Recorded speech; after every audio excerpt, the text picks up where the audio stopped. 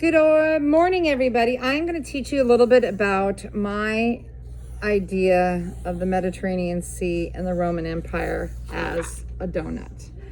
All right, so you can draw that structure, and every good donut has to have some sprinkles. Now, the sprinkles represent different countries, and eventually we're going to notice that those sprinkles are going to be really, really heavy on what we call the Roman Empire. So this is my empire. In the middle is the Mediterranean Sea, so you might want to write that down. And on the bottom of the donut, so this bottom half of the donut is, if you're looking at a donut on a three-dimensional basis, it has a little dip here and a little dip here. And this bottom half of the donut is all the bread. Okay, so this is the Roman Empire down here. This is what we call Africa today. That's where the bread was made. That's where all of it was grown, okay? And the top half of the donut is going to have two halves. Eventually, the Roman Empire is going to break into two halves. So one half is what we call Europe, and the other half is what we call the Byzantine Empire. All right?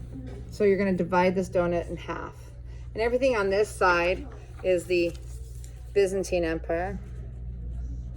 And everything on this side is what we call Europe.